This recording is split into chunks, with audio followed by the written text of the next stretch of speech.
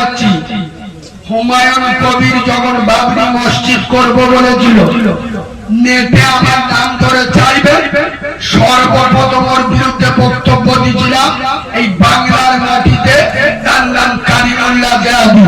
আমি ডিসেম্বরের 1 তারিখে ইউটিউবে আছে, দেখে নেবেন। আমি বলেছিলাম হুমায়ুন বাবু নতুন করে বাবরি মসজিদ না করে চলো তোমার বাড়ির পাশে কাফেলা মসজিদ, হিন্দু মুসলমান বেটা ছেলে মেয়ে ছেলে পাক না পাক অবস্থায় ভুগছে আর বেরোচ্ছে, দুটো ভাই খালি ভাই, কাফেলা মসজিদ পরিত্যক্ত অবস্থায় পড়ে আছে।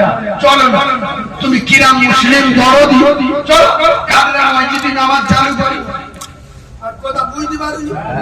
তোমার সাথে বাংলার লক্ষ কোটি তরুণ যুবক থাকবে, আর আমি কারিমুল্লাহ তোমার সাথে, তোমার পাশে, তোমার পিছনে না, তোমার সামনে থাকবে। যদি মিলিটারি বাহিনী গুলি চালায়, মুনাফিকের বাচ্চার মতো পিঠে গুলি খাবো না, খালেদ বিন ওয়ালিদ, সালাউদ্দিন আইয়ুবীর মতো বুকে গুলি খাবো।